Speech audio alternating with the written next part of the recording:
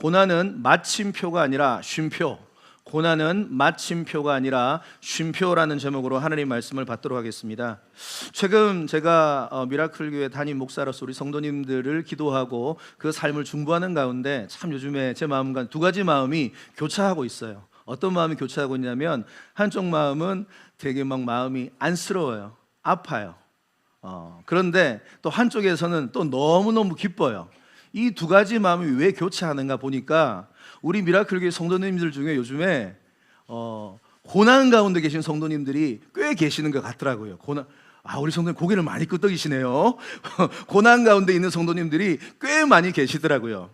그래가지고 제가 그 성도님들을 위해서 기도하고 중보하는 가운데 막 마음이 너무 안쓰럽고 더 그 영혼을 위해서 중보하게 되고 그러는데 또 한편으로는 이 성도님이 너무 자랑스러운 거예요.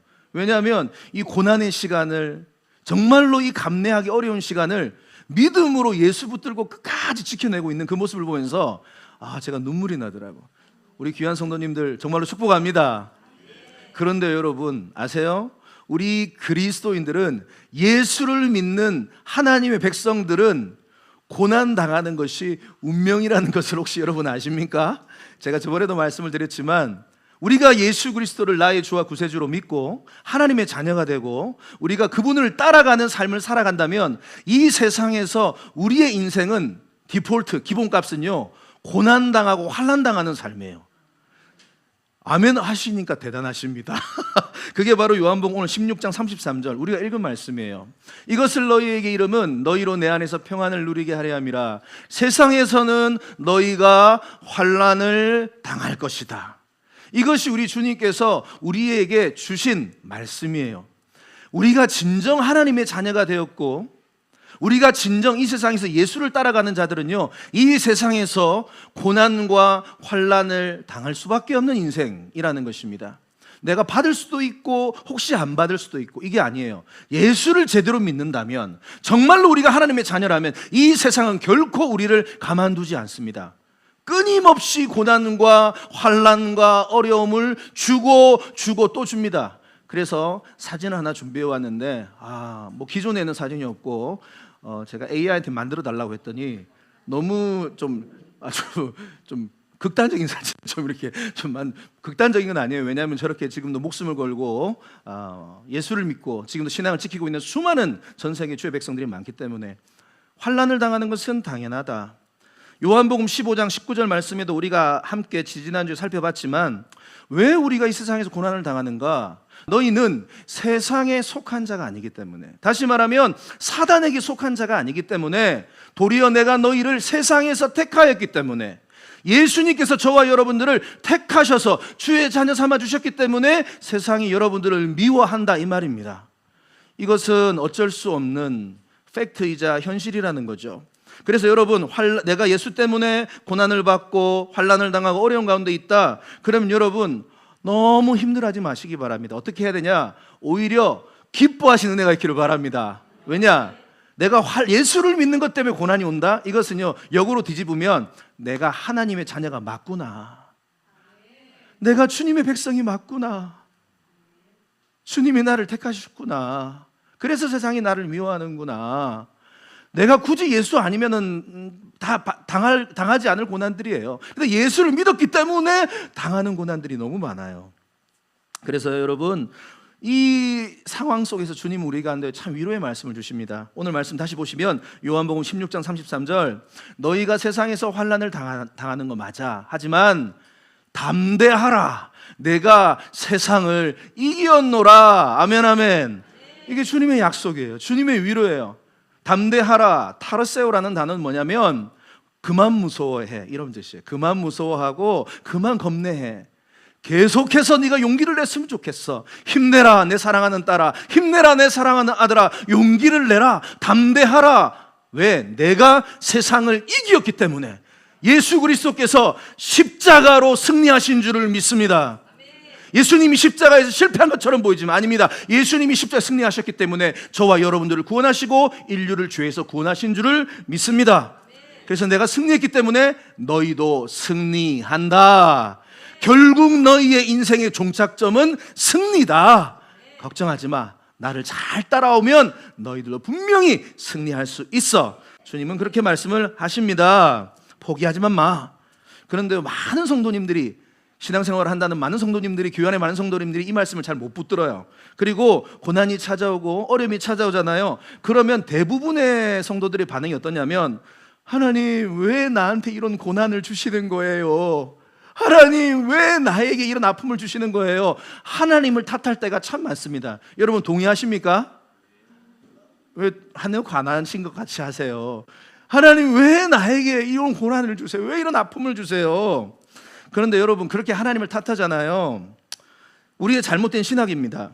내 삶에 찾아오는 그 고난의 대부분의 문제를 거의 다 하나님께 돌려요. 하나님을 탓한다 이 말이에요. 이건 잘못된 신학이에요. 하나님을 몰라도 너무너무 몰라요. 하나님은 세디스트가 아니에요. 세디스트가 뭐예요? 다른 사람을 가학하면서 폭력하면서 자기가 즐기는 걸 세디스트라고 하거든요. 하나님은 세디스트가 아니에요. 여러분들한테 일부러 고난 주고 여러분 고통당하는 모습을 보면서 아이고 좋다 이렇게 하시는 세디스트가 아니에요. 하나님은 우리를 사랑하셔서 자유의지를 주셨어요. 뭐를 주셨다고요?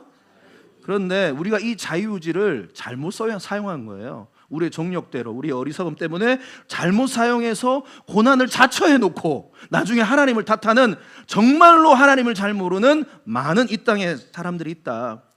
예를 몇 가지 들어볼까요? 내가 잘못 판단해서 결혼해 놓고 나중에 하나님을 원망할 때 있습니까? 없습니까?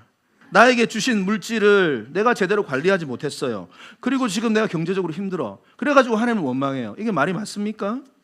내가 하나님 주신 건강을 내가 젊었을 때 잘 관리하지 못하고 함부로 썼다가 지금 몸이 많이 나빠졌어요. 건강이 나빠졌어요.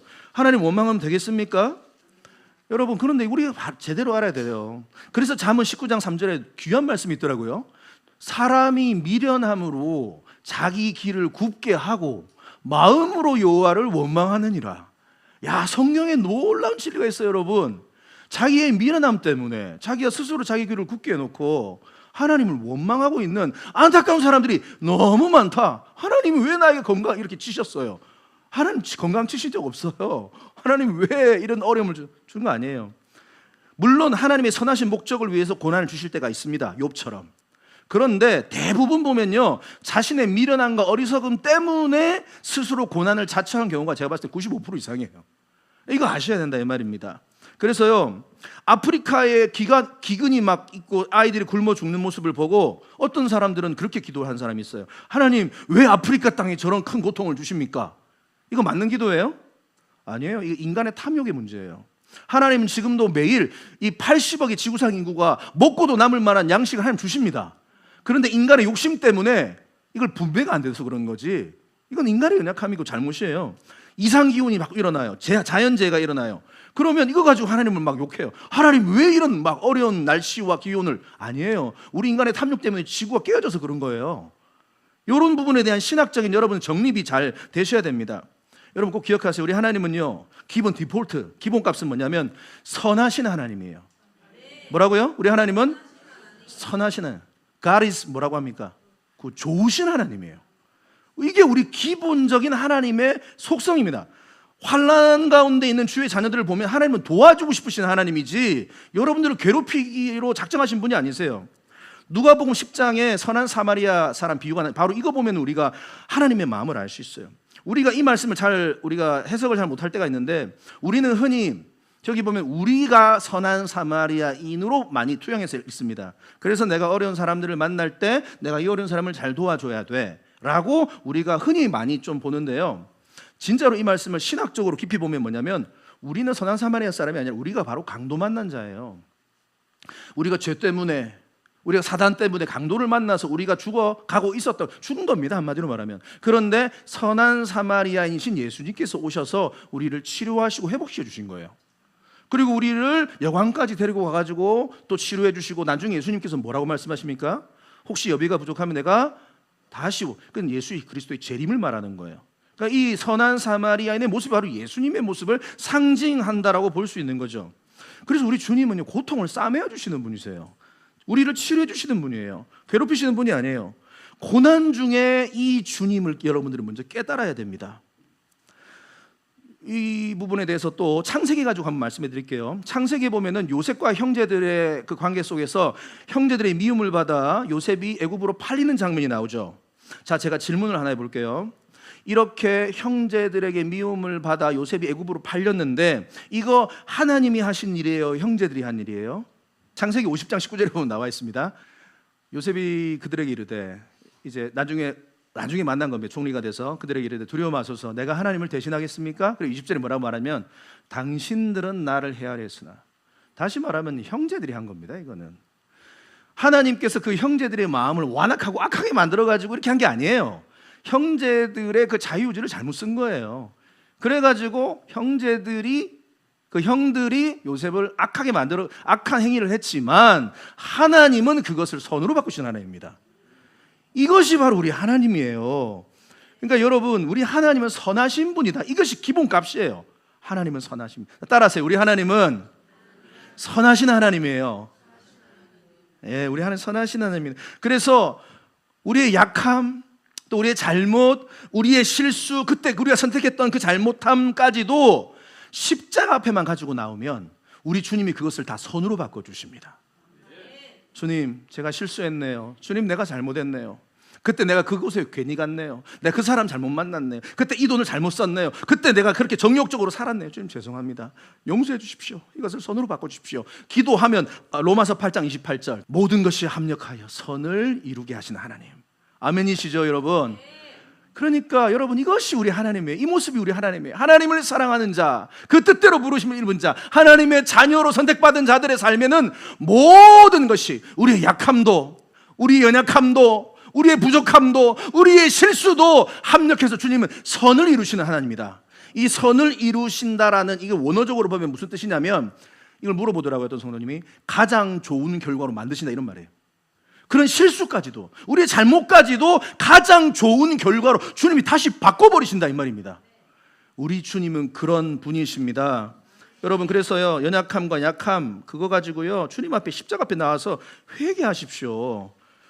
그러면 이제 고난에 대해서 우리가 이렇게 생각이 들 때도 있어요. 아이고, 주님, 그러면 애초에 좀 고난이 좀 내 인생에 없으면 좋겠습니다.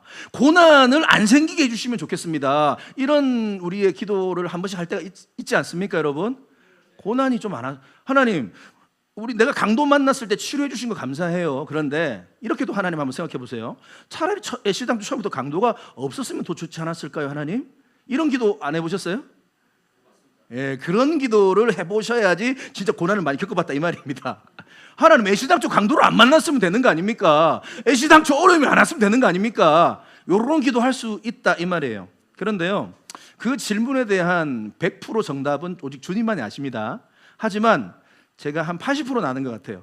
제가 살아온 인생과 공부한 신학과 모든 삶을 봤을 때 몇 가지 분명한 이유가 있긴 있더라고요. 그거 오늘 몇 가지 살펴보고 말씀을 마무리하겠습니다. 왜 하나님은 고난을 허용하시는가? 왜 하나님은 고난을 허용하시는가? 우리 인생과 왜 강도와 같은 이 어려움을 우리 가운데 허락하시는가? 몇 가지를 한번 살펴보겠습니다. 첫 번째는 뭐냐면, 인간은 고난이 없으면 하나님을 찾지 않아요. 고난이 찾아와야지만 절대자이신 하나님 앞에 무릎을 꿇습니다. 예, 그렇습니다. 아무 문제가 없는데 하나님을 잘 찾는다? 그런 사람 있긴 있어요. 0.001%.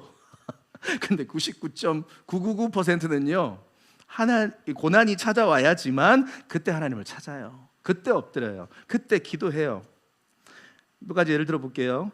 과학기술부 장관을 역임하셨던 정근모 장관, 정근모 장로님이십니다. 이분의 별명이 저번에도 말씀드렸지만 평생 1등. 이거 이 사람의, 이분의 별명이에요. 평생 1등. 그래서 이분은 서울대도 수석으로 합격하시고 서울대를 수석으로 졸업하셨습니다. 이분은 하여튼 우리나라 최고의 브레인이라고 평가를 받던 사람입니다. 그런데 이분이 나중에 하나님을 만나요. 그래서 그분의 그 책을 보면은 그런 내용이 있습니다. 내가 1등 할 때는 하나님을 찾지 않았다. 그런데 내 아들이 현대의학으로는 고칠 수 없는 불치병에 걸렸을 때 그때 나는 주님을 찾았다. 그리고 그 아들을 놓고 기도하는 가운데 그가 하나님을 만난 겁니다. 그리고 그 아들도 정말로 주님 앞에 아름답게 천국으로 입성을 하게 된 거예요. 그러면서 그의 인생이 완전히 달라진 겁니다. 이어령 장관도 마찬가지죠. 그의 딸아이의 문제, 불치병의 문제로 말미암아 하나님을 만난 대한민국 최고의 지성인 중에 한 사람이시죠. 고난이 와서 하나님을 찾은 겁니다. 사무엘의 어머니 한나 아시죠? 기도의 어머니입니다. 기도의 어머니. 기도하면 한나가 떠올라요. 왜 그가 기도의 어머니라는 별명을 갖게 됐죠? 자녀가 없는 그 문제 때문에 주님 앞에 나와서 눈물로 신음하며 기도했기 때문에, 하나님을 찾았기 때문에 그는 오늘 역사상 기도의 어머니라는 별명을 그가 갖게 되었다는 것이죠. 문제가 생겼기 때문에 기도한 겁니다. 저도 목회자이지만 좀 솔직히 말씀드릴게요. 저도 고난이 오고 문제가 와야지 좀 더 깊이 기도하는 것 같아요. 저도 가만히 보면. 조금 평온할 때는 조금 기도의 깊이가 조악한 것 같아. 근데 고난이 오면 그때부터 이제 딱 응급 모드, 스페셜 모드로 가더라고. 자녀를 키우시는 부모님의 입장, 우리 여러분 다 아시겠지만 내 마음대로 자녀가 안 키워지는 거예요. 내 마음대로 자녀의 신앙이라든가 아이의 공부라든가 진로라든가 이 아이의 성품이라든가 이런 것들이 내 마음대로 너무 안 돼. 나는 원하는 목표가 있는데, 그러면 그것 때문에 괴롭고 힘들고 주님 앞에 엎드릴 수밖에 없더라는 겁니다. 그렇죠. 내 마음대로 안 되니까 하나님께 매달리는 거죠. 우리 아내분들은요, 남편 없는 믿음의 모습 때문에, 인격의 그 남편의 연약함 때문에, 도저히 바뀌지 않는 그 남편의 모습 때문에 고통 가운데 주님 앞에 나와서 눈물로 기도하시지 않습니까? 청소년부 아이들, 또 공부하는 많은 수험생들, 그 공부가 내 마음대로 안 되는 거예요. 그 입시가 내 마음대로, 그 시험이 내 마음대로 안 되는 겁니다. 그래서 그 공부를 가지고 몸부림치다가 결국 벽을 느끼고 하나님 앞에 무릎 꿇고 눈물로 기도했다라는 얘기를 제 자녀를 통해서 말씀해 드리지 않습니까? 그렇게 주님 앞에 문 잠궈 놓고 골방에서 기도하다가 방언받고 은혜 받고, 고난이 왔기 때문에. 여러분 한번 생각해 보세요. 날마다 우리가 경제적으로 통장을 보는데 통장이 날마다 막 금액이 막 헤아릴 수도 없을 정도로 막 차고 넘쳐. 자녀들은 언제나 공부를 1등을 해. 그리고 자녀들의 인품도 너무 잘 자랐어. 믿음도 좋아. 남편은 세상 그냥 자상한 남편이야. 언제나 나를 공주님처럼 대해주고, 내 손에 물 한 방 묻히는 것까지도 부담스러워 자기가 다 하는 남편이야. 그리고 내 몸도 늘 건강해서 아픈 데도 하나도 없어. 그렇다면 여러분, 주님을 찾으시겠습니까? 아시네요. 찾을 확률이 거의 희박하다. 여러분, 고난이 없으면 하나님을 거의 안 찾아. 이게 인간이 그래요. 그래서 C.S. 루이스는 이렇게 말합니다. 하나님은 쾌락 속에서 우리에게 속삭이시고, 작게 들리는 것 같아요. 장심 속에서 말씀하시고, 고통 속에서 소리치신다. 고통은 귀먹은 세상을 깨우기 위한 하나님의 메가폰이다. 여러분, 고통이 와야지만 그때 하나님의 음성이 들린다 이 말이에요. 고통 가운데 있어야지만 하나님의 음성이 크게 들려요. 그게 우리 인생의 실존이라는 겁니다. 이것이 고통의 이유입니다. 두 번째, 인간은요, 고난을 통하여서 그때야 살아있음을 느껴요. 고난이 없으면 내가 살아있음에 대한 감사도 없고 인지도 잘 못합니다. 고통이라는 하나님의 선물이라는 책을 쓴 폴 브랜드 의사님이신데요, 고통이라는 선물 책이 있습니다. 이 폴 브랜드가 의사십니다. 근데 이분이 인도의 한센병 마을을 방문한 적이 있습니다. 우연히 찾아갔어요. 그런데 그곳에서 한센병, 그 문둥병 환자들을 본 거예요. 마음이 너무 아팠어요. 그래서 하나님께서 이곳에 있으라나 보다 마음에 순종해서 20년 동안이나 그 마을에서 한센병 환자들을 돌봅니다. 대단하신 분이시죠? 그런데 한센병, 이 문둥병이 왜 심각한 병이냐면, 얼굴이 일그러지고 막 살이 이렇게 썩어 들어가는 게 실제적인 문제가 아니라, 이 한센병의 기본적인 문제의 1순위는 뭐냐면 감각을 못 느낀다는 거예요. 그렇기 때문에 이렇게 찔리고 상처가 나고 베이고 피가 나도 그걸 못 느끼는 거예요. 그러니까 약도 못 발라주고 어떤 조치를 못 해주는 거예요. 그러니까 이게 감염이 확산이 되면서 살이 썩어 들어가는 거예요. 그래서 그렇게 되는 거지, 이게 감각을 못 느끼는 병이 한센. 그래서 이 병이 정말로 신에게 저주를 받았다라고 많은 사람들이 이야기하죠. 그런데 그가 한 20년 동안 그렇게 한센병 환자들을 위해서 애를 썼습니다. 그런데 어느 날 그가 이제 어느 날 발에 발 뒤꿈치에 감각이 안 느껴지는 거예요. 너무 놀란 겁니다. 나도 이제 문둥병에 걸렸나 보다, 한센병에 걸렸나 보다. 주여 어떡합니까? 하고 잠들었답니다. 그리고 그 다음날 일어나서 혹시나 몰라서 발 뒤꿈치를 찔러봤답니다. 바늘로. 감각이 있었을까요? 없었을까요? 있었답니다. 있어가지고 너무 놀래서 그가 하나님 감사합니다 이렇게 하고 저 책을 쓴 거예요. 내가 살아있음을 감사합니다 하고 폴 브랜드가 이런 말합니다. 고통이 있기에 내가 살아갈 수 있다. 아픔을 느끼기에 내가 살아갈 수 있고, 아픔이 있기에 내가 더 큰 아픔을 피할 수도 있고, 고통은 그래서 하나님이 우리에게 주시는 큰 선물이었구나. 여러분, 고통이 있어야지만 우리의 인생 실존을 경험하는 거예요.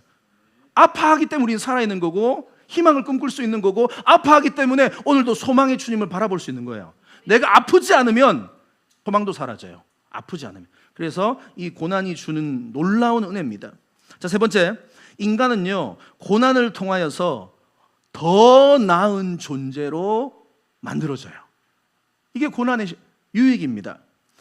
아까 요셉 얘기했는데요, 요셉이 형제들의 그 악행 때문에 고난을 받습니다. 근데 성경은 그 상황을 어떻게 해석하는가 좀 궁금한데요, 한번 말씀을 보시면 시편 105편 18절 19절에 보면은 성경이 요셉의 고난에 대해서 이렇게 말하고 있습니다. 그 발이 착고에 상하며 그 몸이 쇠사슬에 매였으니 곧 여호와의 말씀이 응할 때까지다.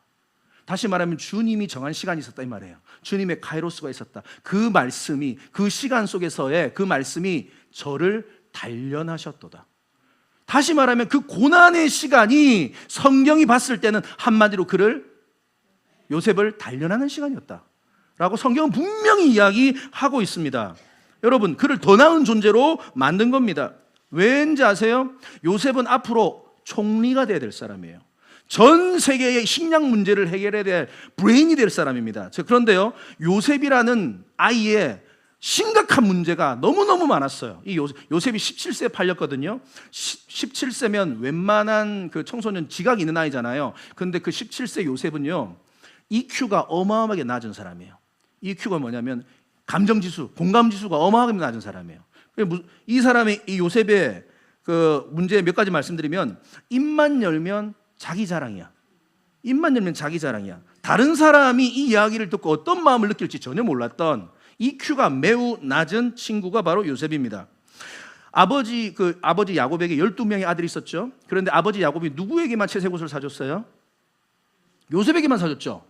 그럼 요셉에게만 스페셜로 이 비싼 옷을 받은 거예요? 선물 받은 거예요? 자, 그렇다면 EQ가 중간 이상 되는 친구들은 이 옷을 입을까요? 안 입을까요?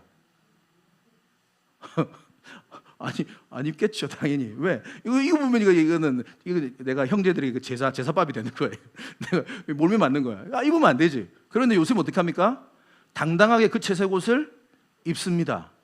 그리고 심지어는 자기가 애굽으로 팔려가는 그날에도 그 옷 입고 형들을 찾아가는 거예요. 이해가 되십니까? 그러니까 요셉은 다른 사람들에 대한 감정, 배려를 전혀 할 수 없었던 EQ가 매우 낮은 친구였다라는 겁니다. 성경에 보면 형제들이 그에게 평안히 말하지 않았다 이런 표현이 있어요. 형제들이 그에게 평안히 말하지 않았다, 이 원어로 보면 샬롬하지 않았다 이런 말이거든요. 그러니까 형제들이 어느 순간 이 아이의 개념 없는 모습을 보고 인사를 안 해요. 다시 말해 이 아이를 왕따를 시켜요. 그런데도 요셉은 자기가 왕따를 당한지 몰라. 그리고 어느 날 꿈을 꿨어. 그런데 그 꿈을 꿨는데 11볕단이 자기 볕단에게 뭐 하는 꿈이에요? 절하는 꿈이에요. 이거 누가 들어도 무슨 꿈이에요? 형들이 나에게 절한다 이 말이잖아요. 그런데 누구를 불러요? 형들을 불러요. 그리고 형들한테 형들 내가 어제 꿈을 하나 꿨는데 한번 들어보세요 하고 말을. 이게 제정신입니까 이게? 이게 제정신이 아니에요. 얘는 정말로 이 EQ가 부족한 친구예요. 그러니까 이 말을 들은 형들의 마음이 어떨지를 전혀 지금 모르는 겁니다. 그리고 그 다음날 또 꿈을 꿨어요. 근데 이번에 무슨 더 놀라운 꿈을 꿨네? 이번에는 하늘의 해와 달과 11별들이 자기에게 절하는 꿈을 꿨어요. 이거 무슨 꿈인지 대충 감이 오죠? 이거 누가 들어도 온 집안이 자기에게 뭐 한다? 절하는 꿈이에요. 이거 그다음에 이 꿈 얘기를 그 다음날 누굴 부르니까 아빠도 부르고 엄마도 부르고 형들도 다 앉혀놓고 자기가 이야기합니다. 내가 어제 꿈을 하나 꿨는데 이러면 이 꿈 얘기를 해요. 얘가 정신 있는 애예요? 정신 없는 애예요. EQ가 심각하게나 공감지수가 완전 제로입니다. 완전 빵점입니다. 여러분, 이런 친구가 그대로 자라서 총리가 되면 될까요, 안 될까요? 절대 안 돼요. 절대 안 돼요. 그래서 그가 애굽의 노예로 팔려갖고 13년 동안 그 고난의 세월을 겪으면서요, 하나님이 그 가벼운 존재를 무거운 사람으로 만든 거예요. 입만 열면 자기 자랑하던 요셉을 진중한 사람으로 하나님이 그를 만드신 겁니다. 여러분, 이것이 고난의 유익입니다. 위대한 인물로 그 고난이라는 터널을 통과했기 때문에 그가 만들어졌습니다. 이사야 38장 17절, 보옵소서, 내게 큰 고통을 더하신 것은 내게 평안을 주시려고. 이 고난의 터널을 지나와야지만 우리는 평안, 하늘에 주시는, 하나님이 주시는 하늘의 평안을 맛보는 그 시기가 오는 거예요. 진정한 평안은 고난의 터널을 지나야 돼요. 시편 119편 71절, 우리 너무 사랑하는 말씀이죠. 고난당한 것이 뭐라고요? 내게 유익이라. 이 고난 때문에 내가 주의 율례를, 다시 말하면 주님의 뜻을 내가 배울 수 있게 되었습니다.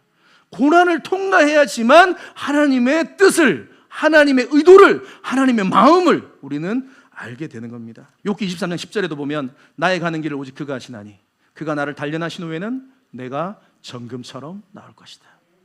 자, 네 번째입니다. 인간은요, 고난을 통하여서, 그 고난을 통하여서만이 하나님을 인격적으로 만나요. 개인적으로 만나요. 그 전까지는 저 멀리 계신 하나님이에요. 그냥 우주적인 하나님이에요. 우리가 그 시편을 읽다 보면은 시편이 크게 두 파트로 나눠집니다. 찬양시, 그 다음에 단식시. 그런데 이 단식시를 읽다 보면요, 특징이 뭐냐면 나의 하나님, 나의 하나님, 이런 표현들이 많이 나와요. 고난 가운데 하나님을 만남으로 말미암아 하나님이 나의 하나님으로 바뀌어요. 그 요나도 마찬가지입니다. 요나도 1장에서 하나님을 부를 때는 그냥 저 멀리 계신 우주적인 하나님을 얘기해요. 그런데 그가 물고기 뱃속을 들어가서 고난 가운데 요나서 2장 6절에 보면 그의 고백이 바뀌어요. 뭐라고 말하냐면 나의 하나님, 나의 하나님, 내가 경험한 하나님, 나의 하나님, 내 사랑하는 하나님으로 이게 바뀌어져 버리는 거예요. 이게 고난의 놀라운 유익이에요. 제가 몇 번이나 말씀드린 시편 23편을 한글로 읽으면 이게 느낌이 안 와요. 번역이 좀 아쉬워요. 그런데 영어를 보면은 분명하게 옵니다.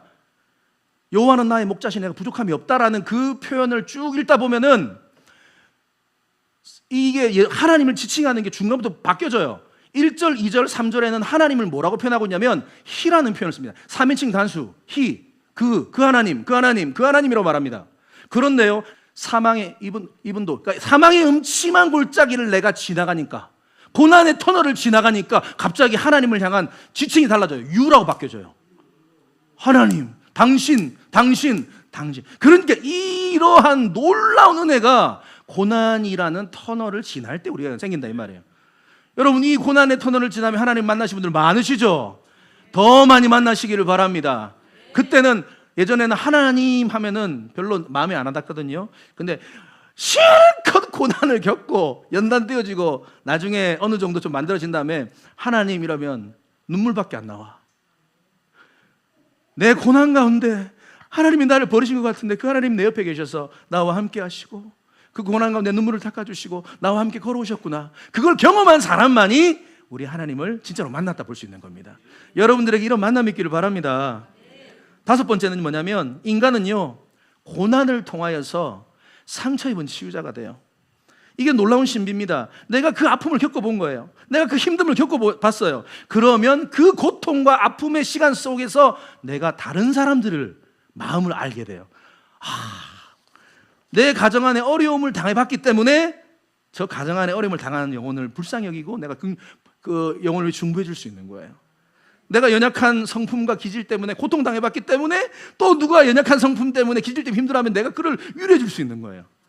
내가 몸을 아파봤기 때문에 다른 아픈 자들을 치료해 줄 수 있고, 믿음을 지키기 위해서 고난을 받아봤기 때문에 또 다시 믿음 가운데 그 고통 가운데 싸우고 있는 지체들을 내가 도와줄 수 있는 거예요. 고린도후서 1장 4절, 우리의 모든 환난 중에서 우리를 위로하사 우리로 하여금 하나님께 받은 위로로서 모든 환난 중에 있는 자들을 능히 위로하게 우리를 부르신 줄을 믿습니다. 그러니까 여러분들의 고난을 함부로 낭비하지 마세요. 여러분들의 아픔의 시간들을 함부로 보내지 마세요. 그 아픔의 시간, 고난의 시간들을 가지고 결국은 다른 사람을 치료하는 상처 입은 치유자가 되시기를 바랍니다. 마지막 여섯 번째, 인간은요, 고난을 통하여 천국을 사모하게 돼요. 고난이 있으니까 천국을 사모해요.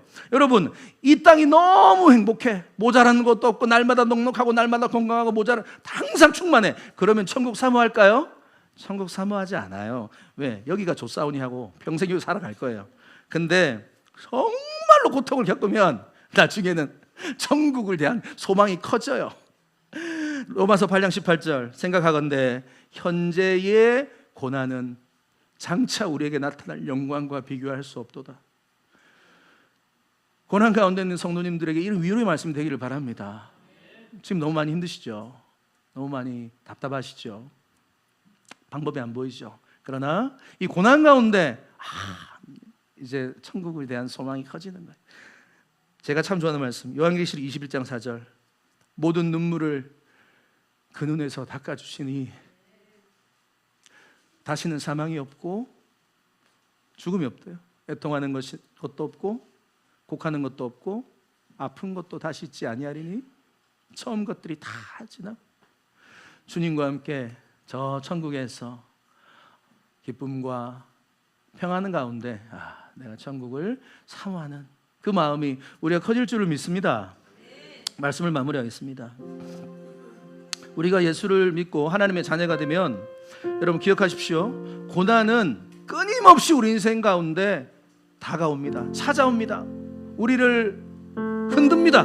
그때 여러분 이렇게 생각하십시오. 내 인생 끝났구나. 내 인생 마침표구나. 절대 이렇게 생각하지 마세요. 그 고난은 우리 인생의 마침표처럼 보이지만 그 고난은 우리 인생의 쉼표인 줄 믿습니다. 잠깐 멈춰서는 거예요. 잠깐 스탑하는 거예요. 그리고 주님을 바라보시기를 바랍니다. 십자가에 승리하신 주님을 바라보시기를 바랍니다. 그 주님 이미 승리하신 주님을 바라보시기를 바랍니다. 그리고 다시 한번 일어나서 달려가는 시간이 고난의 시간이에요. 그래서 고난은 우리 인생의 마침표가 아니라 쉼표라고 우리가 고백할 수 있는 것입니다. 반드시 이 고난 끝난다. 반드시 이 고난, 주님 이 고난을 통해서 나를 빚어가 주시고 주님의 뜻을 이루어 주시옵소서. 그 고백으로 우리가 평생 믿음으로 달려가는 은혜가 있기를 바랍니다.